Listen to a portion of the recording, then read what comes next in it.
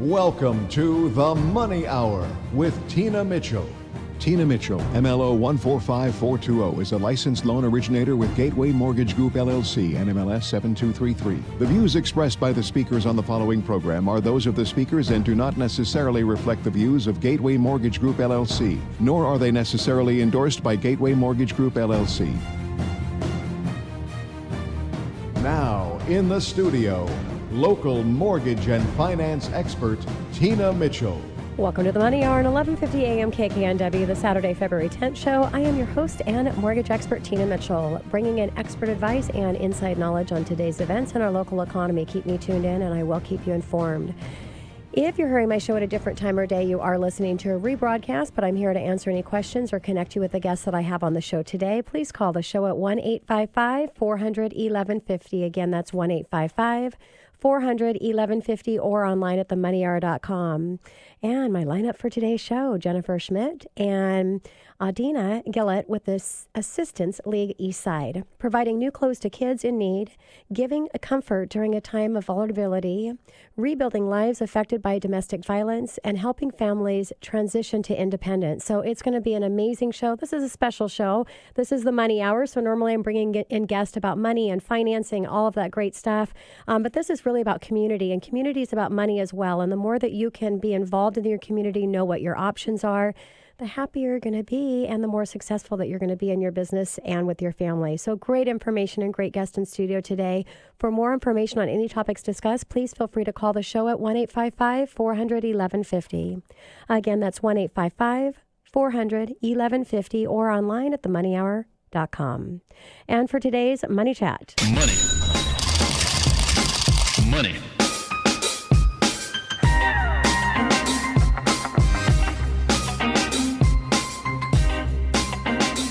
The federal funds rate and mortgage interest rates. Wow, it's just been crazy the last couple weeks. I'm in the mortgage industry, and if you've been paying attention to what mortgage interest rates have done, they've increased quite drastically. So I thought it might be helpful to talk a little bit today about the federal funds rate and mortgage interest rates. Now, the federal funds rate is currently at 1.5%. The federal funds rate is an interest rate that banks charge other banks on their overnight loans. Now, the current prime rate is at 4.5%. Prime is based on the rate of the corporate loans posted by at least 75% of the nation's 30 largest banks. Now, the prime rate is just a benchmark used to set interest rates on the variable forms of corporate and consumer credit, which obviously is based on credit risk. Now, the Federal Reserve signaled it will raise rates to 2% in 2018, 2.5% in 2019, and 3% in 2020. The 2008 recession caused the Fed to lower rates to 0.25%. Practically, this is officially a 0%. They stayed there for 7 years until December of 2015 when the Fed raised interest rates to 0.5%. Now, the Fed's rate controls short-term interest rates. I'll bring that back up in a little bit. Every month, all eyes turn to the Fed to search for any clues of the language being used to try to determine when the interest rate may come up and how much it might be. Now, with an increase for what does that affect when it does increase? The credit card bills could get more expensive. The vast majority of credit cards in the United States have variable interest rates. Generally, your interest rate is determined based on the set rate that comes from a particular cardholder agreement. Now, you may notice too much of the impact, especially if they carry relatively low card balances. However, if you have a high credit card debt, let's just say 10 grand, a small rate can be pretty noticeable. In this case, an extra 1% would be an extra $100 per year. Now, this would mean that out of your monthly pocket, about $8 more towards the interest, not paying down your principal. Now, in the short term, a rate increase means it will either take you longer to pay off the credit cards by simply making a minimum payment, or your minimum payment amount may increase.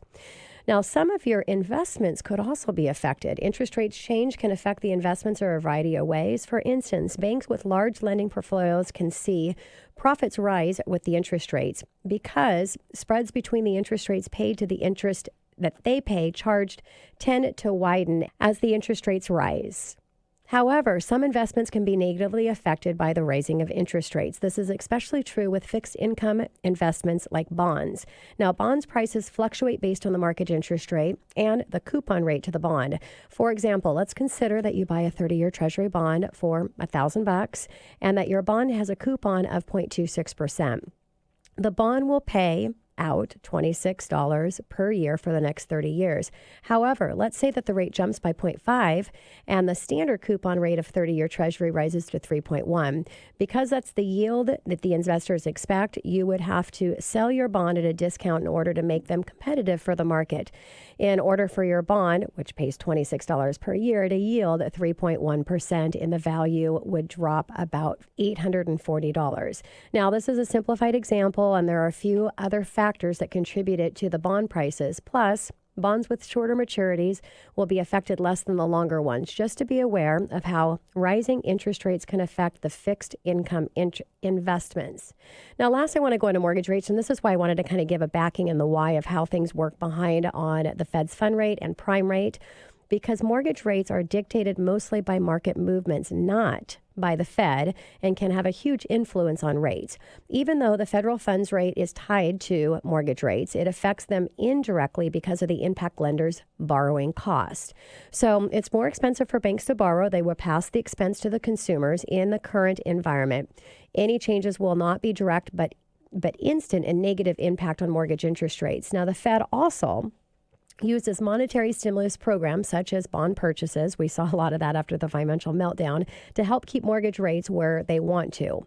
When the Feds buy mortgage bonds and U.S. Treasuries, it increased demand for these investments. Such purchases tend to keep mortgage rates down. In the other direction, the Fed can decrease demand by selling bonds, which could send mortgage interest rates up. Now, the Fed's economic projections also influence mortgage rates as they affect investors' sentiment. So a gloomy economic outlook usually means lower mortgage rates. Signs of a stronger economy often result in higher mortgage rates. So things that don't control mortgage rates, you may commonly hear that they do. As I wrap up our money chat here, it's commonly stated that mortgage rates follow the path of the 10-year Treasury note, which is another government-backed insurance. This is not true. Over the course of 10 years, mortgage rates and the 10-year Treasury note will track together. On any given day, however, there are plenty of days on which the mortgage bonds and the Treasury notes are different. I mentioned earlier the Fed's fund rate and that mortgage interest rates are not directly tied. The Fed's fund rate is the overnight interest rate, again, that the banks borrow money from each other. And the interest rates fixed by the Federal Reserve are used to spend up or slow down the U.S. economy. So the Fed's fund rate and the 30-year bond rate have varied as much as 0.5% in points over the last 10 years, and by as little as 0.5 percentage point over the same period of time. So the reason the Feds would increase the Fed's fund rate is to slow down the economy. And if this works, mortgage rates will go down, because slower economy means stronger bond market. Investors want the security of the bond market. Now, on the other hand, if the Fed's plan to slow down the economy does not work, then the bond market is dropping in trading price because investors instead are investing in the stock market for a higher return, and mortgage interest rates will be increasing. So a little bit of backing about how it all works. I thought it might be appropriate for a money chat today because of everything that's going on with mortgage interest rates. Well, I will say is nobody has a crystal ball, but we have said every year all economists and experts, including myself in the arena, have said mortgage rates have to go up. And I think we might be seeing it this year in 2018. So definitely to call to action is to take action and secure the rates where they're at right now.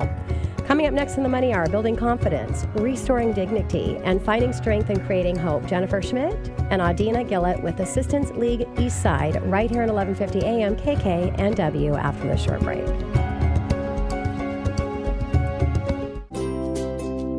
Would you like to make a real difference for local individuals and families that are struggling with poverty, homelessness, abuse, and violence? Assistance League of the Eastside is an all-volunteer, nonprofit organization that works to improve the lives of our neighbors every day. With your generosity, we can help individuals and families right here in our community through our philanthropic programs, including Operation School Bell. This year, Operation School Bell has provided 3,500 local children in need the opportunity to shop for new clothes, shoes, and coats. This helps them focus on learning, and they go to school with more confidence. To learn more about how you can become a volunteer with our organization or make a tax-deductible donation, visit aleastside.org. You're listening to The Money Hour with your host, Tina Mitchell, on Alternative Talk, AM 1150. Now, back to the show with local mortgage and finance expert, Tina Mitchell. Welcome back to the Money Hour with your host and mortgage expert, Tina Mitchell, right here on 1150 AM KKNW, the Saturday, February 10th show. it is a great day to talk a little bit about community.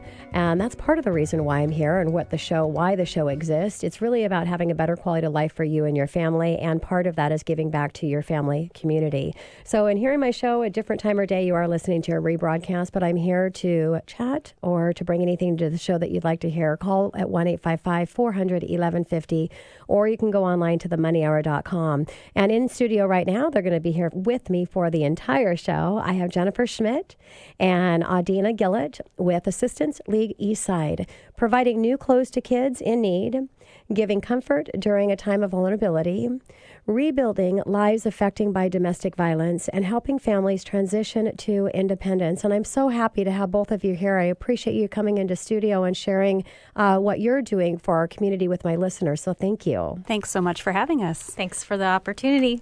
And a little bit about Jennifer and Adina. Jennifer Schmidt is current co-chair of Operations School Bell, past president 2016-2017. Philanthropic Vice President 2013 through 2016, and Assistance League of the Eastside member since 2011. Adina is a newer member who can give us the perspective of someone who has just started with the Assistance League in Eastside. She works with their donor development group, and she's a great speaker, ambassador for their organization. So thank you again, you guys. And it is a special show. Normally I bring in experts in all areas of financing, which is really important to be able to connect my listeners with the best of the best. But it's nice to kind of go off a little bit and talk about the community, because I think it's important to our success in our family life and in our careers to know options and what are available for community. And what you guys are doing is just so amazing. I'm going to try to not tear up here because it's very close to home for me, and to be able to talk with people that are giving so much time back to their community. So making a difference in the community. Can you share the goal and mission of Assistance Legacy in League Eastside? Tina, that was a great introduction, actually. You really explained a lot of what we do really well. And as you know better than most people that the housing market is crazy in Seattle and on the East Side. And that also means that there are a lot more homeless folks here than ever before, and the problem is growing, and families are financially stressed. So it's a timely issue, and what we do, you have to support your nonprofits now because they are stressed out, and so I'm so glad that we're on to talk about what we do at Assistance League of the Eastside.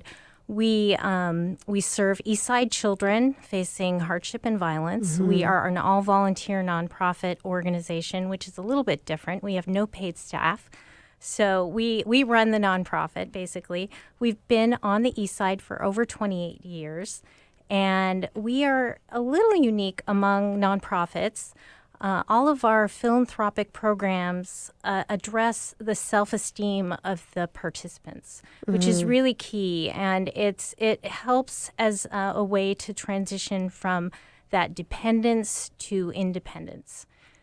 So we love what we do, and I think we're really making an impact on the East Side. No doubt, Jennifer, that you are.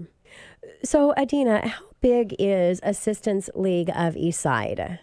We have a volunteer membership base of about 110 active members that run the nonprofit here on the East Side, but we're actually supported by a nationwide organization that started in 1935. So because we're a member of that organization, we get training in nonprofit best practices, and it really provides a great structure that's very beneficial to us as a satellite operation of that national organization. And it's really a great size here that we work together. We're small enough where we're a tight-knit group where we know each other, we can work hard and work well together, but we're large enough that we are big enough to make an impact on our community here. So it's nice that you have a community within the community for the Assistance League of Eastside and have that support to be able to really draw from, which is great. Exactly. So Jennifer, what areas on the East Side do you cover? So it is mostly the east side, Redmond, Bellevue, Sammamish, Kirkland, Duval, parts of Bothell. Different programs cover different areas of the east side. For example, with Operation School Bell, we cover the Lake Washington, Bellevue, and North Shore school districts. But we do have one statewide program, which is assault survivor kits, and we're in 44 hospitals across the state with that one, just because the need is so huge. And we'll talk more about that later, that program. Yeah, and I think sometimes people that might be listening, the idea of tragedy of this level being on the east side, you kind of think that it's not theirs. And so it's nice to see an organization that is focused because it's everywhere. Right. Right. And their poverty is like we were talking about the real estate situation, Yes. and more people becoming homeless. And there is a poverty migration from the more dense urban areas out to the suburban areas, and and the nonprofits are really trying to scale up their response and serve these people, but it's hard because they're sort of caught off guard, and there's more need than we can address. Yeah. So we really need support from the community to help us get the job done and to serve these people and support them. And a lot of the people are out in the suburbs. They're in pockets, and they have a harder time reaching services. So it's a special challenge when you're talking about suburban areas, but it's there, and it's like and then a lot of times it's hidden. Yeah. So, but it's there. And you would think in the financial meltdown, it would be a lot harder to raise money for nonprofit organizations. But, being in this space a little, not to the extent that the both of you are, there's actually challenges that are going on, right now in bigger. Why do you think that is in raising funds? Well, I think a lot of the nonprofits, I think they're just scrambling. They have limited resources, Yes. and they're trying to scale up their operations so that they can handle the need out there on the east side, and also in Seattle. And there's money there. Obviously, there's money there, but it is a challenge to scale up, To keep up with the demand. and to really reach the donors and the people who are potential sponsors. It's a challenge, and a lot of folks who are in the nonprofit space did not want to do that work to be PR people or whatever. So we really need that community engagement. There's such an opportunity there for folks with specialized skills, our nonprofit and other nonprofits, people with tech skills and marketing skills, social media. There's a real need for that out there, and that way we can really provide an opportunity for community members who want to give back, and for businesses who want to give back, to do great work. And there's that opportunity is there, but it's just scaling up. That problem of scaling up and having enough people and enough time. Yeah, and I'm glad that you brought that up, Jennifer, because it's a great call to action for listeners, because I think sometimes people that have not really got involved in the community, just because life is life, and sometimes actually stepping out of life to give back, it takes a little bit of opening that opportunity to understand that they really can do something. And so there's need in all areas. So wherever your expertise is, most likely the organization can use that. So where would you direct them to get more information to be able to volunteer? So it's great because we have so many ways, flexible ways for folks to volunteer. And the first thing I always tell people is go visit our website, because everything's there. It's aleastside.org, aleastside.org. And, if you have more time during the day and you're really motivated and want to find out more about the nonprofit world, and maybe want to make some connections with other women and learn some new skills, you can become a member. And we have day and evening opportunities, very flexible. large or small commitment, that sort of thing. And you can learn a lot of new skills as a member. And then we also have community volunteers who come in and can help with their specialized skills like we were talking about. And then also, like, at events like Operation School Bell, they can come and see firsthand the joy on these kids' faces when they get to pick out their own new clothes. So that can be a really impactful and meaningful experience, and we offer that to community members as well. We always welcome sponsorships for our events that help underwrite those events. Attend an event. We have 2 events a year. We have a home show on the first Friday of December every year. And then we also, coming up on April 20th, we are going to have a fashion show. So talk a little bit about the fashion show before we take it to break, Jennifer. Sure. The Gillett Group, which is a real estate professional group, they're our sponsors for that. And we're very grateful for their support. And it's April 20th. It is at the Marriott in Redmond, 11 to 2. We're looking forward to it. And a lot of the vendors are from Redmond Town Center, White House Black Market, Gap, Chico's. So we're really looking forward to it. We've been doing the fashion shows for years, and so I think we're pretty good at it. And it's going to be a fun event. Yeah. Okay. Wonderful. Well, I want you to stick around because we're going to stay right here where we're at with my guest for the entire show. So coming up in the Money Hour, building confidence, restoring dignity, finding strength, and creating hope. Jennifer Schmidt and Adina Gillett with Assistance League Eastside right here at 1150 AM KKNW after this short break.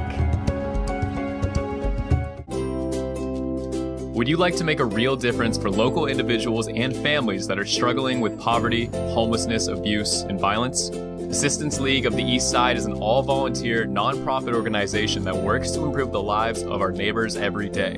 With your generosity, we can help individuals and families right here in our community through our philanthropic programs, including Operation School Bell. This year, Operation School Bell has provided 3,500 local children in need the opportunity to shop for new clothes, shoes, and coats. This helps them focus on learning, and they go to school with more confidence. To learn more about how you can become a volunteer with our organization or make a tax-deductible donation, visit aleastside.org. You're listening to The Money Hour with your host, Tina Mitchell, on Alternative Talk, AM 1150. Now, back to the show with local mortgage and finance expert, Tina Mitchell. Welcome back to the Money Hour with your host and mortgage expert, Tina Mitchell, right here on 1150 AM KKNW, the Saturday, February 10th show. I'm here to help you build a strong financial blueprint 1 week and 1 show at a time. If you're hearing my show at a different time or day, you're listening to a rebroadcast. But if you'd like to talk with the guests I have in studio, you can call the show at 1-855-400-1150. Again, that's 1-855-400-1150 or online at themoneyhour.com. And in studio, I have Jennifer Schmidt and Adina Gillett with Assistance League Eastside, providing new clothes to kids in need, giving comfort during the time of vulnerability, rebuilding lives affected by domestic violence, and helping families transition in independence. So we've been talking a little bit about the organization and areas that you cover. Adina, tell me about your largest program, Operation School Bell. Yeah, as you said, that is our largest program. And financial hardship can affect any family. And what this program does is it helps students, kids in need right here in our community by holding shopping events at Fred Meyer and inviting kids who have been pre-selected by their school counselors as kids most at risk and most in need of clothes. And we invite these kids and they come with their parents to have shopping events. Wow. And it's, for many or most of them, the first new clothes they'll ever have. And we participate with 3 school districts, Bellevue, Lake Washington, and North Shore. And we have really strong relationships with the school counselors there because they are they're the eyes on the ground. They know the kids. And they are the ones who decide which kids get to come over and have these events. And all of the clothes that they get to buy are just funded by the work that we've done, by the Assistance League of the Eastside has done throughout the year. Wow. And it's so important, obviously, because every kid should have clothes. Yes. But even beyond that, it's such an important part of a kid's self-esteem and their experience at school. And we really believe when a kid does not feel good about themselves, when they're embarrassed to go to school, they're likely not to go. Yeah. Or they might even if they're there, they might not even be fully concentrating on their work, because we all know how tough school can be socially and the pressures that exist there. So we really consider a kid's self-esteem fundamental to their education experience. Yeah, and without it, it just compounds and things can get really bad. And I would imagine just, in the Eastside School District, that's got to be a whole nother level. If you don't have money to hardly survive going to school with majority of kids that have a lot of money, adds even a higher dynamic for that. So great program. And you said that goes on. That's how often do you run that program? The program happens twice a year in October and in March. And the bigger event is in October, that back to school time, and it runs for 3 weeks. So every day for 3 weeks, we staff this event at Fred Meyer, at 3 different Fred Meyers, Kirkland, Redmond, and Bellevue. Right, okay. Thank you. And then in March, the event is smaller. We just have 3 nights in March. But it's a huge event. And we've served, let's see, I have a number here to actually give you. This last fiscal year, we served 3,832 kids. Oh my gosh, that is amazing. Yeah. Wow. And what of maybe in a motivation as well to really get, connected on a high level in the school, really being able to help these children transition and, to really get into a better space. Absolutely. So, it's really an honor for us as volunteers to watch these kids be so excited to actually go back to school. Yeah. So do you have repeat kids, or is it a once, do kids come back through, or it's a one time? One time thing. Yeah. Okay. Yeah. We try not to have kids that come twice a year. Okay. There is occasionally a kid that will have a huge growth spurt and definitely need more clothes in the last half of the year. But I mean, we were talking about opportunities for community engagement, and this is a wonderful opportunity. We have 72 schools that we serve through this program, 19 shopping nights in the fall and 2 in the spring. And you can imagine, for 100 members to put that together and staff that and make sure it runs really, really smoothly. It's really difficult without that community involvement. Yeah. So this is just a wonderful opportunity for the community to one and done, just come on in and see the kids with the parents and just, experience the joy that they have with a new T-shirt or a new dress, see a little girl twirling around in her new dress. Wow. It's a wonderful experience. So again, a call to action, wherever your strengths are and your passion are in what you're good at, to be able to share that, to put on such an amazing event. And I will say from experience that, once you get involved for the first time, it kind of takes you over from there. And that really it's just having that opportunity to experience that magic once.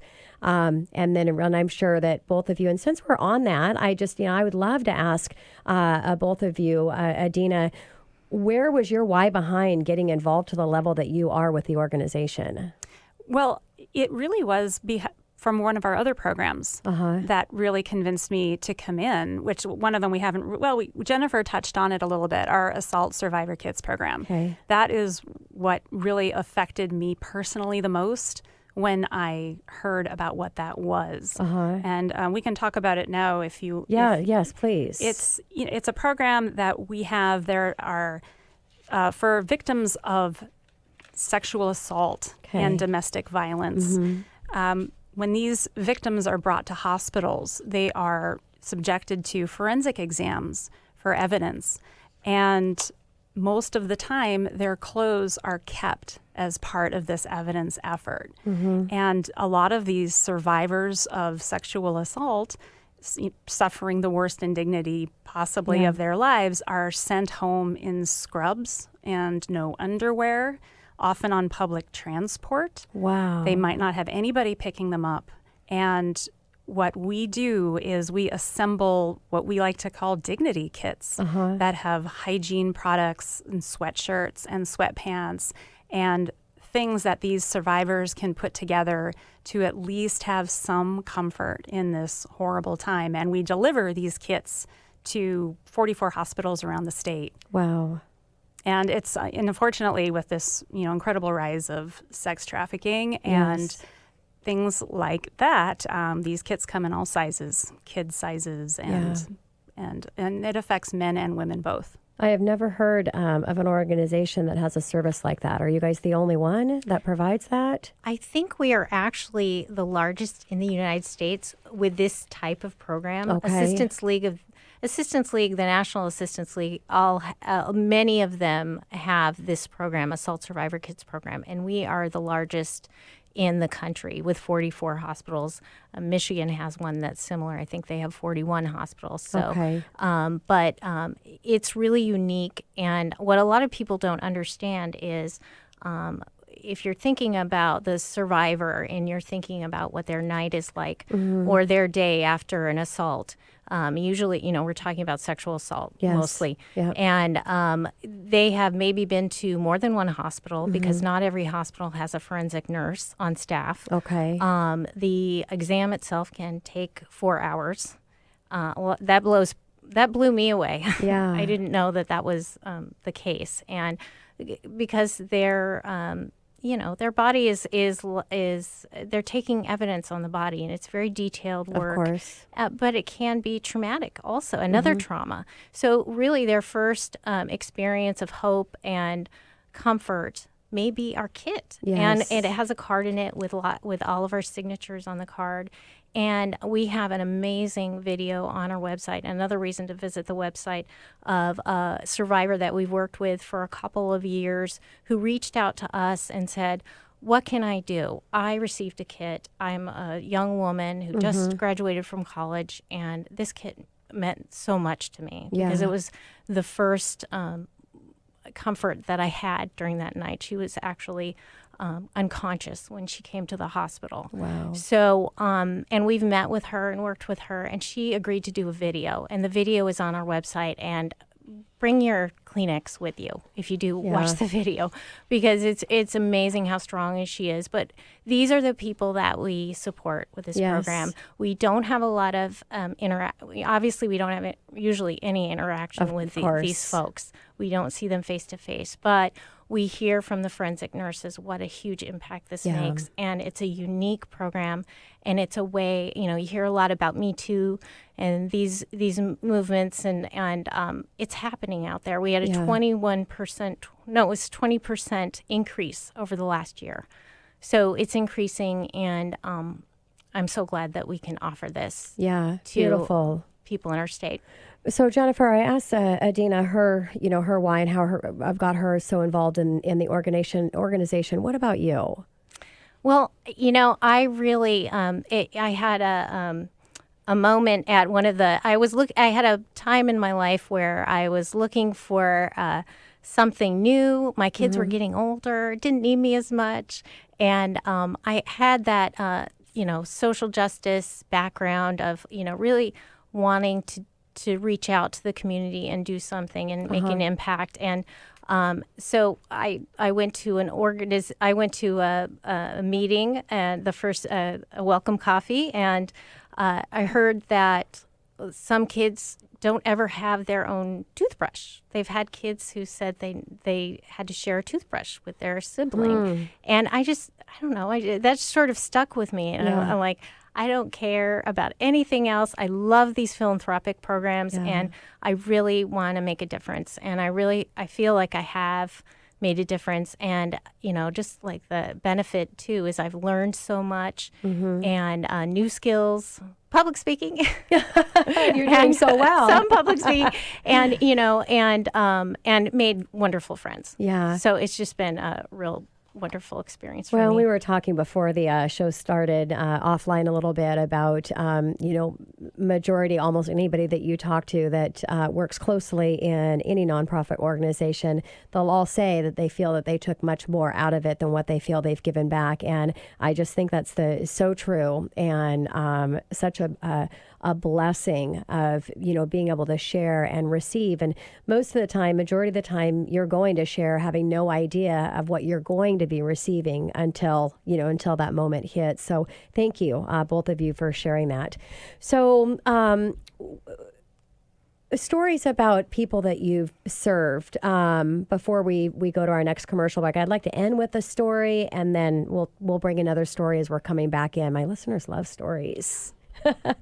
Adina? I was just thinking about when I was volunteering at Operation School Bell last year, and one of the volunteer jobs that we can do is we help the families keep count of their budget. Because the kids K through 5 have $100 to spend, and kids 6 through 12 have $150. And while that doesn't sound like too much, Fred Meyer puts out every discount, every special rate that they possibly have, and that money goes far. So a lot of these kids end up with a new wardrobe for the entire year. But the kids, most of them have never had a shopping experience before. And I was standing there with my little handheld register thing that helps keep track of their purchases. Okay. And a little girl came up. She was probably in 3rd grade, and she was just clutching this T-shirt with a unicorn on it. And she just had tears in her eyes. Oh, my God. And she handed it to me to make a final calculation. And I looked at her and nodded, "You can have this." And she just cried because it was just the one thing she wanted so badly. And that really affected me. Yeah. Well, and we all know that you can take it for granted so many things. And I think it's really a blessing for the individuals that are receiving the gift that your organization is providing because of those moments, because I bet that she's never going to forget that moment either. You didn't, but she will as well, to experience that for whatever that meant for her. And yeah, it's a beautiful thing. On that note, coming up next to the Money Hour, building confidence, restoring dignity, finding strength, and creating hope. Jennifer Schmidt and Adina Gillett with Assistance League Eastside right here at 1150 AM KKNW after the short break. Would you like to make a real difference for local individuals and families that are struggling with poverty, homelessness, abuse, and violence? Assistance League of the Eastside is an all-volunteer, nonprofit organization that works to improve the lives of our neighbors every day. With your generosity, we can help individuals and families right here in our community through our philanthropic programs, including Operation School Bell. This year, Operation School Bell has provided 3,500 local children in need the opportunity to shop for new clothes, shoes, and coats. This helps them focus on learning, and they go to school with more confidence. To learn more about how you can become a volunteer with our organization or make a tax-deductible donation, visit aleastside.org. You're listening to The Money Hour with your host, Tina Mitchell, on Alternative Talk, AM 1150. Now, back to the show with local mortgage and finance expert, Tina Mitchell. Welcome back to the Money Hour with your host and mortgage expert, Tina Mitchell, right here at 1150 AM KKNW, the Saturday, February 10th show. I bring into studio each week the best of the best experts in our local market on everything regarding money. Today's a special show. It's all about community and how to give back, an amazing organization representation here today.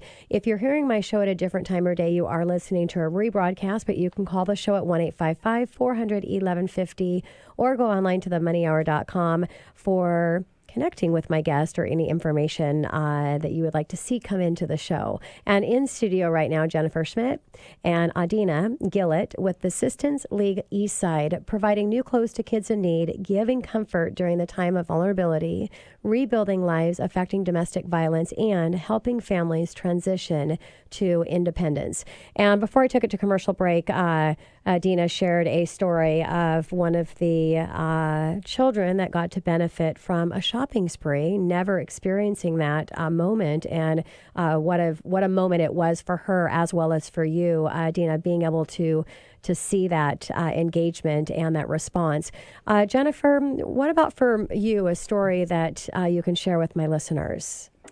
Yeah, each one of our volunteers has a story. I'm every sure. night we have stories. My personal story, the one that really was a tearjerker for me, was I was working at the checkout, watching the kids, bagging the kids' clothes up, and there was a really small little guy with a hat, a baseball hat on, and I thought, wow, he doesn't even look like he's in kindergarten. I don't know, because we serve K through 12. Okay. So I don't even know if he qualifies to be there? Be there. Yeah. And so he actually ended up taking off his hat, and he didn't have any hair. The mom immediately said, without this program, we would not be able to do anything for him in terms of clothes for school or a lot of things. What happens with a lot of families who are stressed by money and is the school clothes are the last low Sure. on the totem pole. Yep. So, and she said with the healthcare costs for their son having cancer, she did mention that he had cancer, and they just wouldn't be able to provide this for him. Wow. And he was overjoyed. He got a couple more hats in with his clothes, and I really had a hard time keeping it together, bagging his clothes up. Yeah. So it was, it just lets you know that, even if you're in a fairly stable situation, if you're, healthcare is an issue. And Yes.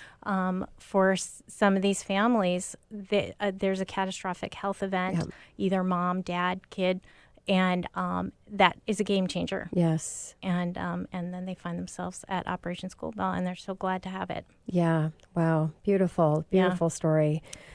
Well, and beautiful and sad at the same time. But I shared before we came in as well, I really do believe that life throws us tragedies so we can share a story of triumph on the other side. And when you've gone through such a traumatic tragedy, the story and the gift that you have to share on the other side, it's just being able to fight through that tragedy to make it on the other side, and having the support that you guys are able to provide with the organization helps in that fight to make it through that. So, and I'd imagine all of them are going to be exactly where you guys are at as they grow into adults because of the appreciation of what was given to them. So just love that.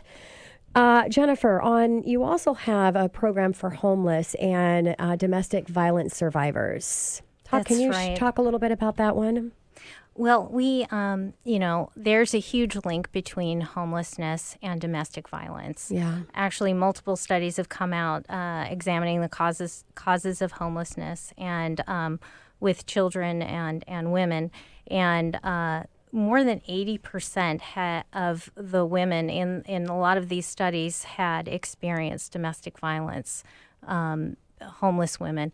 So there's a huge link between the two. And so we realized that there was a need out there, and we have two programs. One is a homeless program, and that's the newer program, and then we have the domestic violence program, Starting Over Support, which we've had for a while. And they're very similar because the participants are similar. They're leaving. They don't have a lot of possessions. In the case of domestic violence, they're leaving in the middle of the night with kids. And if they bring anything, they bring the school backpack and nothing else. So we provide baskets for folks who are in transitional housing or shelter. Okay. And we work with other agencies to provide that for them. And they're filled with 80 items, which are, just basic items to just start their lives out. New towels, laundry detergent, planners for their day. A lot of them, especially participants who are in transitional housing, have counseling, and a lot of that counseling involves executive functioning skills and planning their day and getting them ready for to not be in transitional housing. Yes. So that piece is really important, just to know that they have new things that they can start their life out with. And it really makes a huge difference. And we also, a lot of these families have not had opportunities to celebrate very much in their lives. They've just been stressed out and feeling like they're in danger all the time. So what we do is we provide social activities and holiday events for them, just so that they can feel normal. Yes. And I think it just makes a big difference for them, and it helps with a sense of community and that they feel supported. I have a story from a holiday party that we had with we have every year with LifeWire. We help with their holiday party, and the kids come in with the kids. I mean, with the parents, and I do the face painting every year.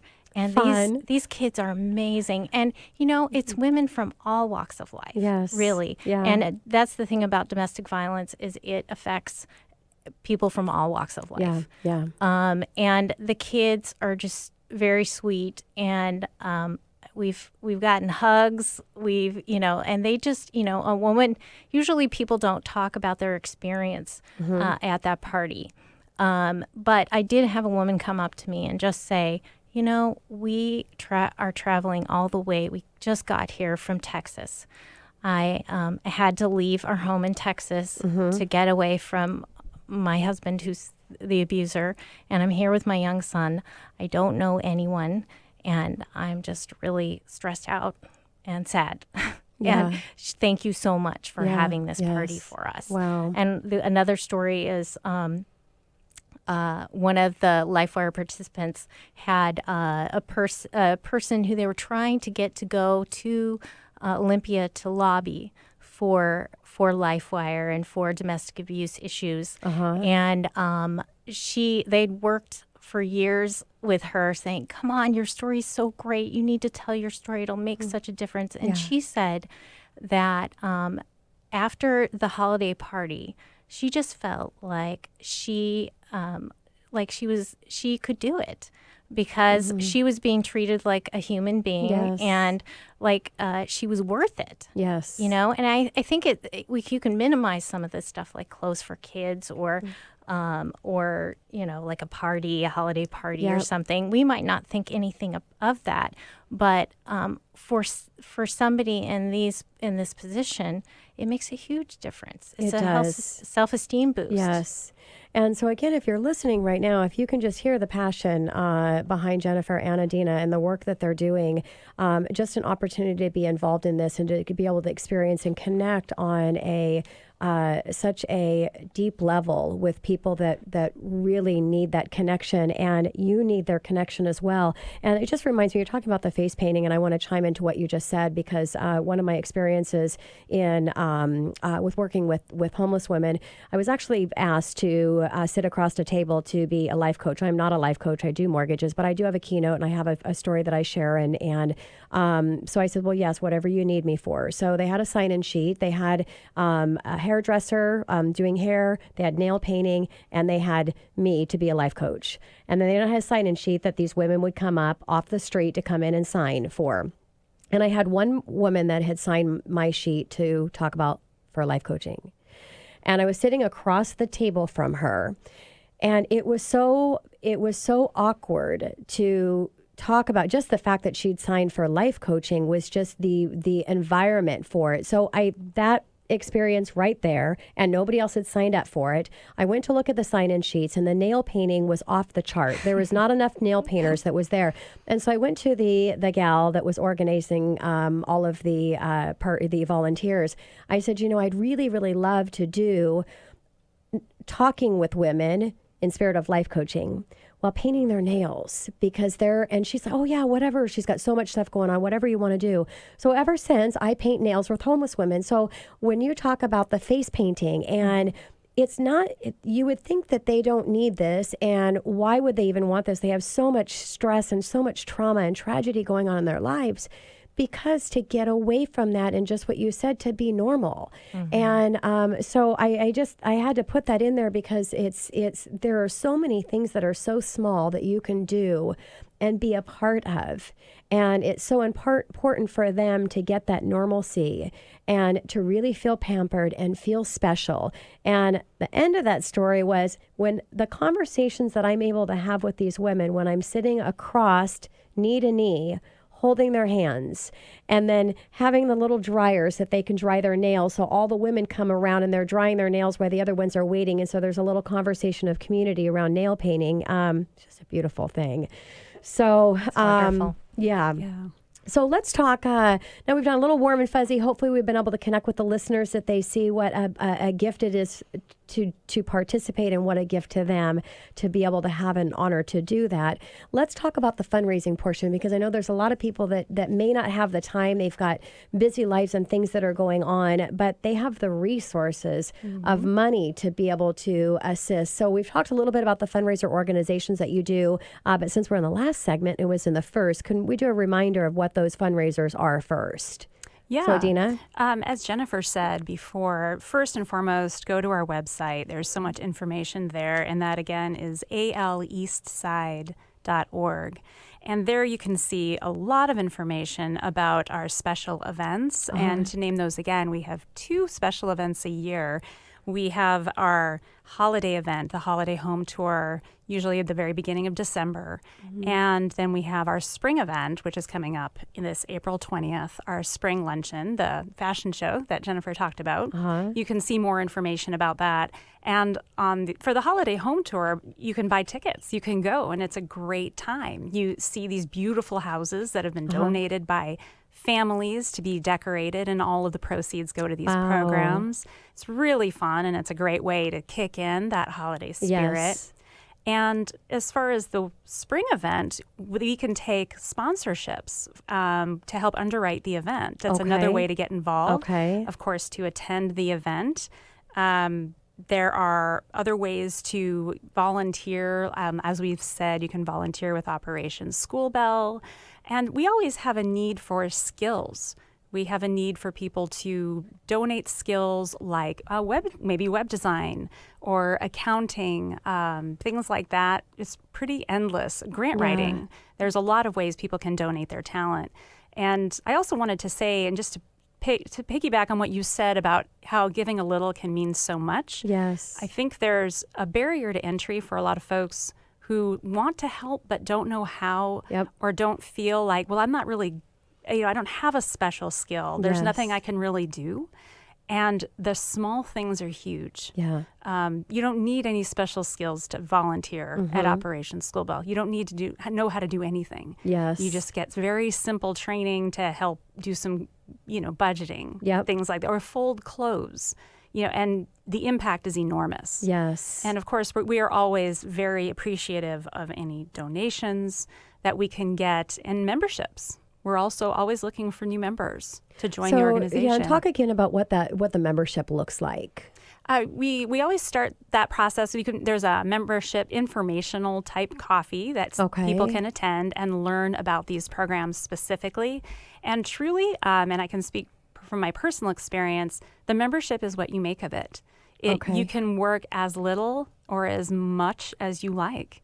There's an endless amount of opportunity to work, and it's also still extremely appreciated if you have 2 hours a month to give. We have monthly chapter meetings, which are really fun because we all get together and talk about our successes and things we want to work on. And it's just a very passionate group of people. Wonderful. So we're wrapping our time up here. I've got a couple minutes, and I'd like to wrap up the time with both of you. Just anything that you want to leave my listeners with before we end the show today. Jennifer? Well, I just, we're such a great bet. Assistance League is a wonderful bet in terms of like if you're donating, if you're thinking of donating to us or being a member, we are extremely well-run organization.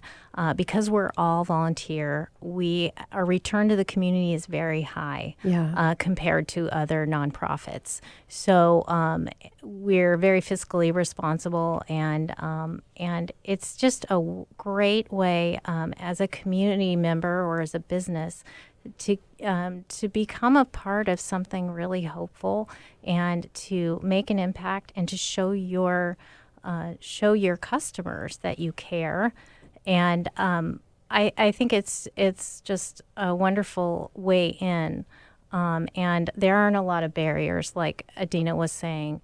And you can, it does really give back more than you. Yes. It's like a lot of volunteer opportunities. You are getting more out of it than you give. Yes. So it's made a huge impact on my life and made it so much better. Yeah. Actually. Wonderful, Jennifer. Adina, how about for you as we wrap up our time together? I would echo what Jennifer has said, that ultimately it really is about community. And I think personally, community has been harder to find recently, particularly as a lot of us have transitioned to digital communities. Yes. And there's nothing like face-to-face and hands-on. Yeah. And this is a really spectacular way to get back to that. Well, and you become who you associate with, and associating with people that are giving back at the level that you guys are. It's just wonderful. So thank you again, both of you, for coming into studio and sharing with my listeners. I appreciate it. Thanks so much for having us. Thanks, Tina. And this is your host and mortgage expert, Tina Mitchell, signing off for the day. I'll be here, same place, same time next weekend, right here on 1150 AM KKNW.